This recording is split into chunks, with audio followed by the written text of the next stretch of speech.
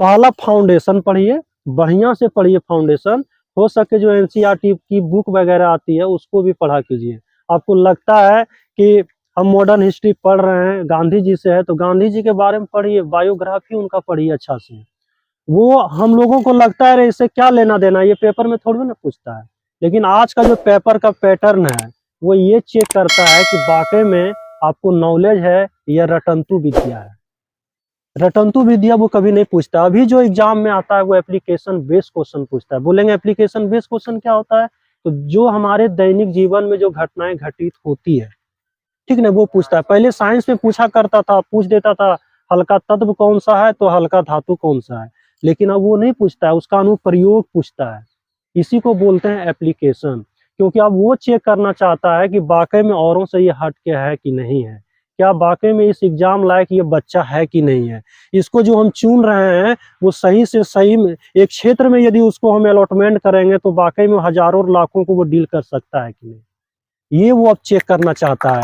Paper आप देख रहे होंगे, पहले जो बिहार का पेपर होता था, बिहार दरोगा वगैरह का, वो आसान पीटी पूछा जाता था, नहीं तो कितना अच्छा क्वेश्चन होता। लेकिन आपका क्वेश्चन का पेपर देखिए आप, एकदम लेवल ही उसका चेंज कर रहा है। तो चेंज क्यों कर रहा है?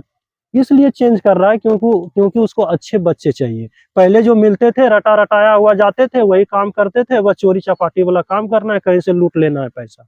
5 गो आदमी आया तो वहां पे कुछ भी नहीं बोल पाता था, मैनेजिंग पावर उससे बढ़िया नहीं हो पाता था।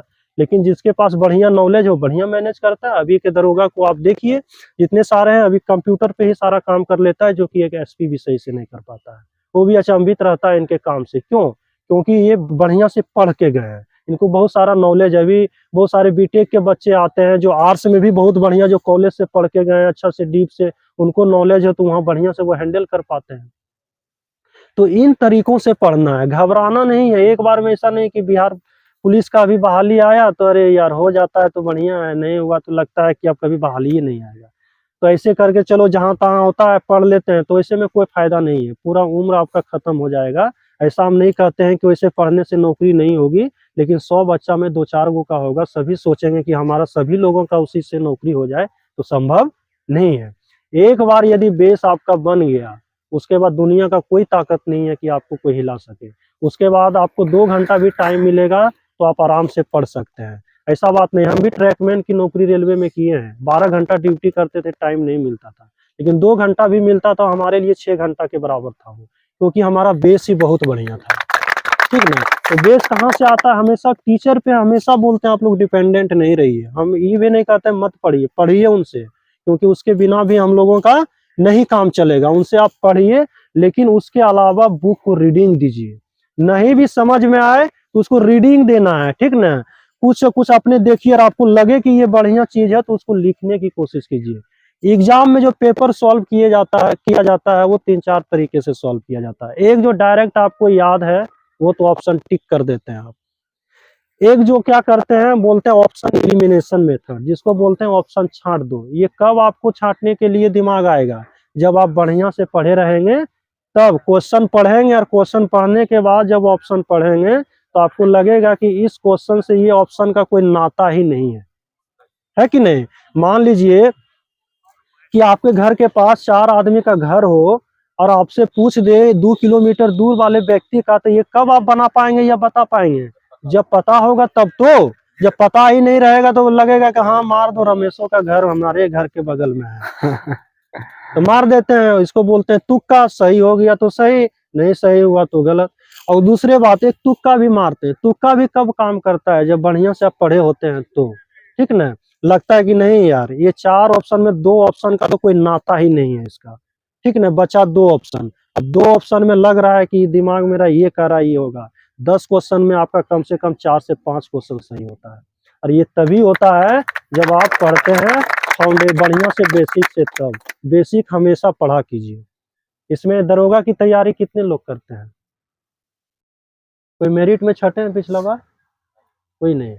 हाँ, दरोगा में मेंस में छठे हैं। दरोगा में आप लोग फिजिक्स, केमिस्ट्री, बायो और पर्यावरण पारिस्थितिकी पहले तो बढ़िया से पढ़ना है, ठीक ना। और एक इंडियन ज्योग्राफी, ये 5 जो है सेक्शन आपको एकदम बढ़िया से कंप्लीट होना चाहिए अच्छी तरह से।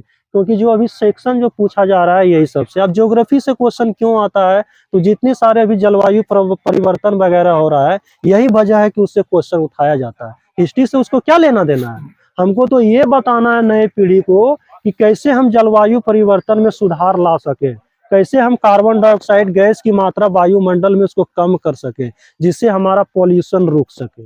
ये ना बताएगा कि ये पढ़ने, प्राचीन भारत पढ़ने से हमारा सॉल्यूशन हो जाएगा, नहीं ना होगा। तो ये अब चाहता है कि ये इसके बारे में वो जागरूक हो, ये सब क्वेश्चन को पूछना चाहता है। तो इन सारी चीजों को आप बढ़िया से पढ़ा कीजिए और घबराना नहीं है। जो नए बच्चे हैं वो फाउंडेशन पहले पढ़िए एक बार, ठीक ना। नौकरी इस बार हो चाहे नहीं हो गया तो बहुत बढ़िया है, नहीं हुआ तो भी बेहतर होगा, क्योंकि नौकरी ही करना है ना आपको, नौकरी करना है तो बढ़िया से पढ़िए। कभी मतलब एक कहावत है गांव में, सुने हैं, अधगल गगरी छलकत जाने वाली बात, सुने हैं ना, वैसे पढ़ेंगे तो उसी तरह चलता जाएगा। और एक बार बढ़िया से पढ़ लिए तो आने वाला बहाली, सारा बहाली आप ही के लिए है। अभी देखिए सचिवालय में, हमको लगता है उसमें से 40% बच्चा सब नौकरी वाला है। अब नौकरी वाला 40% क्यों है, क्योंकि वो बढ़िया से पहले से पढ़ा हुआ है, नौकरी करते हुए भी 4 घंटा उसको मिलता है, तो माइंड उसका तुरंत एडजस्ट हो जाता है। क्योंकि उसको लगता है कि अच्छा आज हम जो केमिकल बॉन्डिंग आयनिक बंधन पढ़ रहे हैं, तो वो ड्यूटी करते करते भी एक बार माइंड मेकअप कर लेता है कि अच्छा इसमें ये होता है, इसमें ये होता है, यहाँ से ये क्वेश्चन आता है, यहाँ से क्वेश्चन आता ही नहीं, इसको पढ़ना ही नहीं। तो पहला फाउंडेशन पढ़िए, दूसरा आप क्वेश्चन बैंक देखिए, तीसरा क्या पढ़ना और क्या छोड़ना है।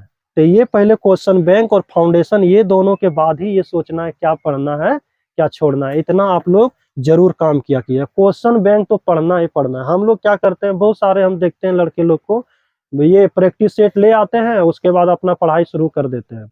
नंबर यदि 80 85 70 आ रहा है तो बहुत खुश हो जाता है। लेकिन कभी ये नहीं देखा है कि जो आज तक जो क्वेश्चन पूछता आ रहा है, वाकई में उससे रिलेटेड इसका टेस्ट सीरीज है कि नहीं है। ये कभी चेक करते हैं आप लोग? नहीं करते हैं। बस सेट खरीद लेना है, मार लेना है, नंबर बढ़िया आ रहा है, खुश। बगल वाला का रिजल्ट हो जाता है, आपका नहीं होता है, बोलता है यार उसका 60 ही आता था और मेरा 70 आता था, फिर मेरा रिजल्ट क्यों नहीं। तो फर्क दोनों में बस इसी का है। एक IITian हो या नीट का कोई तैयारी करता हो या एम्स का कोई तैयारी करता हो, सब देखे होंगे वो जो टॉपर होता है वो क्वेश्चन बैंक बनाता है, और वो कभी टीचर पे डिपेंडेंट नहीं होता है। किसी भी इंस्टीट्यूट में जाइए, कोटा से लेकर पटना तक जाइए, इवन हम भी तैयारी किए हैं तो मुझे पता है, कभी टीचर यदि उन्हीं के टीचर से ही हो जाता तो एक ही इंस्टीट्यूट में IITian टॉपर सारे निकलते। वो 50% एफर्ट अपने से खुद लगाता है, वो क्रिएटिव माइंड का होता है। यही वजह है कि उसको करोड़ों का पैकेज मिलता है। यदि वो टीचर से ही हो जाता तो उस टीचर को 5 लाख में क्यों टीचर वहां पढ़ाता, उस टीचर को भी करोड़ का पैकेज मिलना चाहिए था ना। इसलिए कहीं ना कहीं वो टीचर से भी ज्यादा क्रिएटिव माइंड का होता है, तभी वो तो वो टॉपर होता है। उसी तरह हर एक सेक्टर में है। यदि हम दरोगा में है, ग्रुप डी में ही है, यदि यहाँ पे भी हम बढ़िया कर रहे हैं तो अपने सेक्टर में हम भी टॉपर ही हैं। कोई नौकरी छोटा नहीं होता है, चाहे वो बहुत बड़ा हो या उससे बहुत लेवल नीचे का हो, सब नौकरी अपने आप में एक लेवल, एग्जाम जो है लेवल मेंटेन करता है, और वो अपने आप में जिस तरह का है वो उसके आप में अपने आप में टॉपर ही होता है वो। इस तरह से आप लोगों को मेहनत करना है। हतोत्साहित तो होना ही नहीं है। मेरिट नहीं बने कोई दिक्कत नहीं है, देखना है कि कहाँ हमारी गलती हो रही है, उसमें सुधार लाना है। मेरा भी 2 बार प्रीलिम्स नहीं हुआ था दरोगा में, नहीं हुआ तो नहीं हुआ था, फिर सोचते थे अच्छा कैसे नहीं होता है, देखते हैं कहाँ पे हमारी कमजोरी है। जो जिसका रिजल्ट होता था उससे पूछते थे, वो बताता था, उससे सीखते थे, फिर मेहनत किए। इस बार प्रीलिम्स भी हुआ, मेरिट भी बना। इसी तरह आप लोगों को भी मेहनत करना है। चलिए, बहुत बहुत धन्यवाद। आप लोगों को बताएं हम सार्जेंट में हैं, नालंदा में हमारी पोस्टिंग है सार्जेंट में। इसके पहले हम रेलवे ग्रुप डी में 7 साल नौकरी की है। 2 बार रेलवे ग्रुप डी रिजाइन किया, एक बार पटना बोर्ड, एक बार सिकंदराबाद बोर्ड, ठीक है। और ऐसा बात नहीं है कि बहुत बढ़िया जगह पढ़े हैं तो हमारी नौकरी हुई है, ऐसी बात नहीं है। बस सेल्फ स्टडी करना है बढ़िया से, लेकिन टीचर से पढ़िए। हम एक बार कहेंगे कि कोई भी टीचर हो जो आप लोगों को जो संस्था बढ़िया लगे, हम यहाँ प्रचार करने नहीं आए, एक बार उनसे भी आप पढ़िए, एक बार खुद से आप अपने से उनके साथ पैरेलल बुक पढ़ा कीजिए।